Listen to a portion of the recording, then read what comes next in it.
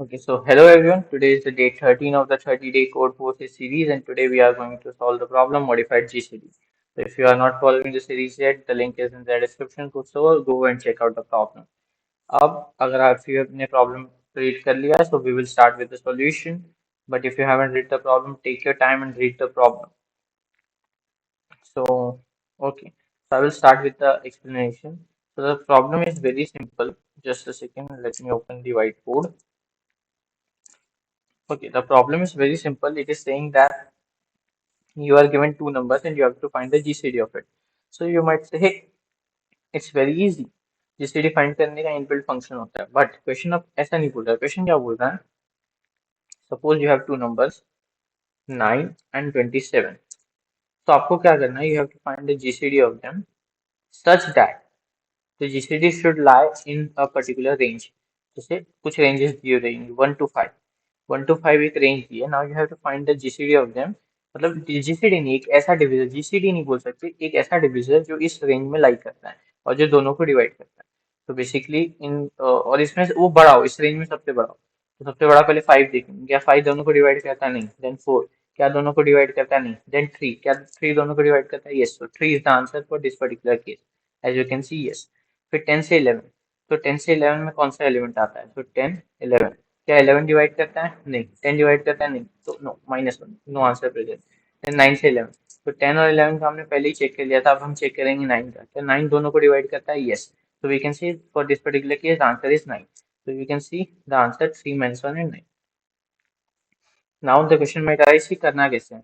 तो क्योंकि जो ये है नंबर ऑफ जो एलिमेंट्स है, they can be up to 10 to power 9, और जो रेंज है वो भी 10 टू पावर 9 तक हो सकती है. So you can not iterate in the range and check कर सकते हो कि दोनों में से दोनों नंबर को कौन सा नंबर डिवाइड करता है. वो पॉसिबल नहीं है बिकॉज ये 10 टू द पावर 9 कर सकते हैं. Maybe we can do some. Okay, सबसे पहले you can think of the solution. What you can do, obviously naive approach यही होगा कि हाँ, हाई से लो की जाते वक्त चेक करेंगे ऐसा कौन सा एलिमेंट है जो दोनों को डिवाइड करे, वही हमारा आंसर होगा. और अगर ऐसा कोई एलिमेंट नहीं है तो उसका -1 होगा. But obviously that is a code जो कि टीएलई देगा. सो फिर what we will do, we will try to. Okay, हम इसमें कुछ ऑप्टिमाइज करने का सोचते हैं. तो क्या कर सकते हैं? तो क्या हम ऐसा बोल सकते हैं कि जो नंबर्स डिवाइड करने वाले हैं, जैसे 9 और 27 को डिवाइड करने वाले नंबर्स कौन से होंगे? 1, फिर 3, फिर 4 नहीं होगा, 5 नहीं होगा, 6 नहीं होगा, 7 नहीं होगा, 8 नहीं होगा, 9, 10 नहीं, 11 नहीं, 12 नहीं, 13 नहीं, 14 नहीं, 15 नहीं, 7 नहीं होगा. सो ये जो चारों नंबर हैं, यही चार नंबर हैं जो कि इन दोनों के ये दोनों दोनों नंबर को डिवाइड करते हैं. तो फिर अगर यही चार नंबर है, तो अगर मुझसे कोई पूछेगा कि मुझे 1 से 5 में बताओ, तो मैं क्या इस लिस्ट में ढूंढ के आराम से बता सकता हूँ? सिमिलरली अगर मुझसे कोई पूछेगा कि 1 से 8 में बताओ, तो भी मैं 1 से 9 में बताओ, तो भी मैं इस लिस्ट में आराम से आके ढूंढ के बता सकता हूँ. तो दिस वॉज अबाउट इट कि हाँ, how we can do it. But तो इस लिस्ट में भी ट्रेवर्स करने के लिए हर बार रूट टेन जैसा कुछ तो लग जाएगा. और root of 10 to power 9 which is almost 10 to power 5, और जो नंबर ऑफ क्वेरीज है वो भी 10 टू पावर 4 है. सो ये जो लिस्ट है ये ऑलमोस्ट रूट एन जितनी हो सकती है. रूट एन जितनी हो सकती है. तो सिंस ये रूट एन जितनी हो सकती है, तो what we can say is इसमें ट्रेवर्स करने में रूट एन लगेगा, एंड इसमें ट्रेवर्स करने में रूट एन लगेगा. बट टोटल एन क्वेरीज है, तो हम बोल सकते हैं एन रूट एन जैसा कुछ. एंड उसकी जो वैल्यू है एन इंटू रूट एन नहीं, एन इंटू रूट ऑफ ए और बी का मैक्सिमम, जो उसको ए ले लेते हैं, तो which will be more than, और कुड भी मे बी ये शायद एक्सेप्ट भी हो जाए. You can try the solution by iterating over the entire list. But what I am saying is this can be the naive approach, but there is a further mod optimize solution. क्या कोई solution के बारे में सोच सकता है? Can anybody think of a more optimize solution? तो you can think यार, एक लिस्ट है जिसमें मुझे क्या करना है, ये रेंज में कोई एलिमेंट लाई करता है कि नहीं वो चेक करना है. तो मैं कैसे चेक कर सकता हूँ? मे बी मैं क्या कर सकता हूँ, जो सबसे छोटा एलिमेंट है वो एलिमेंट ढूंढूंगा लिस्ट में, और वो मैं चेक करूंगा क्या वो एलिमेंट मेरे मैक्सिमम रेंज से छोटा है या नहीं. सपोज यहाँ पे 2 होता, ओके, सपोज यहाँ पे 8 होता, और 8 7 6 to 8 होता. तो मैं क्या करता, 6 से बड़ा एलिमेंट ढूंढता विच वॉज 9, और वो चेक करता क्या वो 8 से छोटा या इक्वल है। सिंस वो इक्वल नहीं था तो मैं -1 प्रिंट कर देता। बट वो अगर होता, सपोज ये 10 होता, तो फिर ये छोटा या इक्वल था 9, तो फिर हम लोग क्या करते हैं, 9 प्रिंट कर देते हैं आंसर में। सो या दिस वाज द प्रॉब्लम। तो अभी इसको कैसे करेंगे, तो ये बहुत सिंपल सा बाइनरी सर्च है, मतलब अब तक समझ में आ ही गया होगा जिसने भी इससे पहले बाइनरी सर्च पढ़ा है। But if you haven't learn about binary search, तो बस बेसिकली बाइनरी सर्च क्या करता है, अगर एक सॉर्टेड लिस्ट है, क्या लिस्ट सॉर्टेड होगी? हाँ, मतलब अगर सॉर्टेड नहीं भी होगी तो हम इस लिस्ट को सॉर्ट कर सकते हैं, क्योंकि sorting once will require a time complexity of square root of A, sorry A root A. और since- तो फिर ये जो लिस्ट है ये 10⁵ के नीचे ही होगी, तो फिर हम बेसिकली सॉर्ट कर सकते हैं इसको, क्योंकि इसको हर क्वेरी में सॉर्ट नहीं करना है, इसको प्री कंप्यूट करते टाइम हम सॉर्ट करके रख सकते हैं।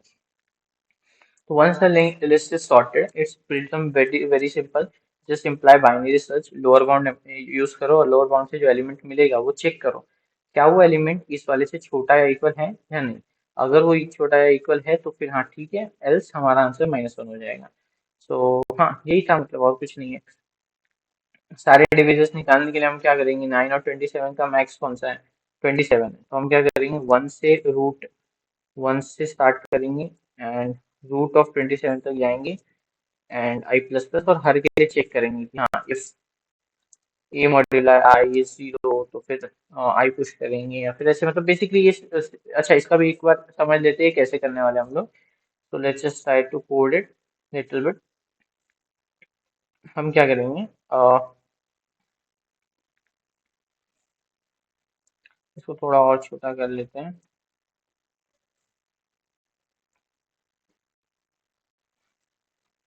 इफ एक नंबर ए है तो ए मॉड्यूलर आई अगर 0 है, तो हम क्या चेक कर सकते हैं कि हमें चेक करना पड़ेगा कि क्या बी भी है या नहीं। तो हम चेक करेंगे बेसिकली, इफ बी मॉड्यूलर आई भी 0 है, तो हम क्या करेंगे। ओके, मैं कोड यहाँ पे नहीं, मैं सबलाइन पे कोड लिख के बता देता हूँ। मतलब वो थोड़ा, तो हम कुछ ऐसे करेंगे कि चेक करेंगे, इफ ए मॉड्यूलर आई अगर 0 है, तो हम बोलेंगे कि अच्छा, मतलब ये ए तो ए से डिवाइड हो रहा है, तब हम चेक करेंगे कि क्या बी मॉड्यूलर आई भी 0 है। अगर है तो हम लोग हमारे जो भी सेट है या जो भी है उसमें पुश कर देंगे कि हाँ ये आई तो हमें चाहिए। फिर हम चेक करेंगे क्या बी डिवाइड करता है ए बाई आई से। अगर हाँ, तो हम क्या करेंगे, हाँ ठीक है, ये हमें ए बाई आई भी चाहिए। फिर हम और क्या चेक करेंगे, अगर बी डिवाइड कर रहा है तो फिर हम ए का भी चेक कर लेंगे। बेसिकली अगर मैं इसको एक्सप्लेन करता हूँ जो मैं क्या बोल रहा हूँ, but just let me write the code first. B by I equal to 0, तो A dot answer B by I. सबसे पहले हमने क्या चेक किया कि क्या ए मॉड्यूलर आई 0 है, मतलब क्या वो आई जो नंबर है वो ए को डिवाइड कर रहा है। अगर हाँ, एंड वो बी को भी डिवाइड कर रहा है, तो हम क्या बोल सकते हैं कि हाँ वो नंबर जो है आई जो है वो हमें इंसर्ट करना है, तो हमने इंसर्ट कर दिया, ठीक है। अब जरा मुझे एक बात बताओ, अगर एक ए की वैल्यू 27 है, मैंने आई की वैल्यू 3 ली, तो क्या मैं बोल सकता हूँ अगर 3 डिविजर है तो ए बाई आई जो कि होगा 27/3 जो कि होगा 9, क्या 9 भी डिविजर है 27 का, राइट। तो अगर आई डिविजर होता है तो ए बाई आई भी डिविजर होता है आई का, तो वी नो कि ए बाई आई किसका डिविजर है, A by I is the divisor of A already. हमें बस चेक करना है कि वो बी का है कि नहीं, मतलब दोनों का डिविजन चाहिए, तो ए का तो कंफर्म हो ही जा रहा है, तो हम चेक करें बी का भी है क्या। अगर बी का भी है तो हमने इंसर्ट कर दिया। सिमिलरली अगर बी मॉड्यूलर आई 0 हो रहा है, मतलब आई बी का डिविजन है, अगर आई बी का डिविजन है तो दूसरा डिविजन क्या होगा, B by I, which will be, मान लो 3/3, 3 था अगर बी का वैल्यू, तो 3/3 विच विल बी 1। तो हम चेक करेंगे क्या 1 जो है वो ए का डिविजन है या नहीं, अगर है तो हमने 1 को भी इंसर्ट कर दिया। सिमिलरली ये जो हमने ए के लिए किया, सिमिलरली हम बी के लिए करेंगे, मतलब ये हमने ए के लिए किया था, सेम हम करेंगे बी के लिए कि हाँ हम बी के लिए चेक करेंगे, जहाँ जहाँ ए है बस हम वहाँ पे बी से रिप्लेस कर देंगे। एंड या नाउ क्वेश्चन माइट अराइज, इसमें डुप्लीकेट वैल्यूज जा सकती है, so for that reason we are using set, ताकि डुप्लीकेट वैल्यूज का कुछ फर्क ना पड़े, और बाद में सेट से उसको वेक्टर में डाल के उसको सॉर्ट कर सकते हैं। तो अगर पूरा कोड समझ में आ गया होगा तो लेट्स जस्ट मैं एक बार अपना सॉल्यूशन दिखा देता हूँ जो मैंने कोड किए हैं। तो हाँ, ये तो मैंने अभी पूरा एक्सप्लेन किया कि हाँ कैसे हम लोग उसमें इंसर्ट कर रहे हैं। तो ये वही पार्ट है जो मैंने नीचे लिखा है।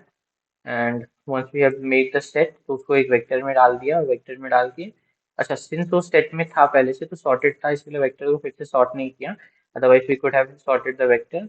अब जो क्वेरीज है, हर क्वेरी के लिए हमने क्या किया, बाइनरी सर्च लगाया और चेक किया। फंक्शन मैंने खुद से लिखा है but you can use the lower bound.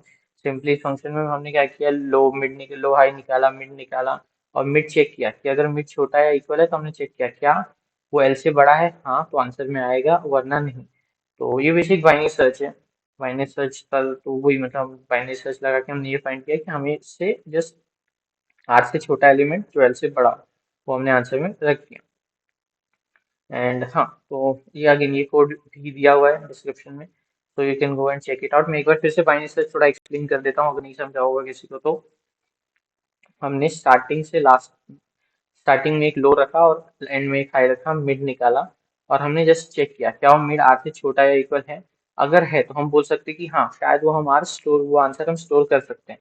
तो हमने चेक किया क्या वो एल से बड़ा है, हाँ तो हमने आंसर स्टोर कर दिया और लो को मिड प्लस वन कर दिया कि हाँ अब आगे बढ़ो, उससे छोटी वैल्यू मत देखो, अब उससे बड़ी वैल्यू देखो।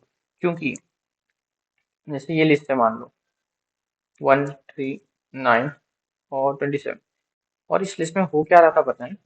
इस लिस्ट में जब मैंने बोला कि वन से मैंने बोला कि 3 से 9 में देखो मान लो, तो हम लोगों ने मान लो पहले ट्री मिला हमें मिड, हमने चेक किया क्या ट्री इस रेंज में आता है। हम यहाँ पे जो चेक कर रहे हैं वो रेंज ही चेक कर रहे हैं, तो हमने बोला हाँ। फिर हम क्या करेंगे, ट्री के लेफ्ट में नहीं जाएंगे, ट्री के राइट में जाएंगे, क्योंकि हमें बड़ा नंबर चाहिए। इसके लिए जब हम लोग कंडीशन सेटिस्फाई कर रहे हैं तो हम राइट में जा रहे हो, जब नहीं सेटिस्फाई कर रहे हैं तो हम लेफ्ट में आ रहे हैं। तो हाँ यही था मतलब। और उसके बाद फाइनल में हमने आंसर रिटर्न कर दिया। अब ऐसा केस हो सकता है कि आंसर कभी हो ही ना, इसलिए आंसर को इनिशियलाइज हमने -1 से किया था। तो ये समझ में हम राइट में क्यों जा रहे हैं जब हमें सही हमारा कंडीशन सेटिस्फाई हो रहा है तो, क्योंकि हम लोग को क्या चाहिए, हम राइट में क्यों जा रहे हैं कि बिकॉज क्योंकि हम लोग को बड़ी वैल्यू चाहिए इसके लिए। अगर हमें छोटी वैल्यू चाहिए होती तो हम लोग इसको एल्स में लिखते हैं, मतलब तब हम लोग लेफ्ट में जाते हैं। तो हाँ यही था क्वेश्चन। और ठीक है, this was about the question. Again this was the day 13। Next day का प्रॉब्लम स्टेटमेंट भी गिवन इन द डिस्क्रिप्शन, वो जाके सॉल्व करो। अगर सीरीज पसंद आ रही है तो please comment in the comment box यार, क्या वीडियो में समझ में आ रहा है क्या नहीं, व्हाट आर यू लाइकिंग और what are you not, and then I will see you in the next one.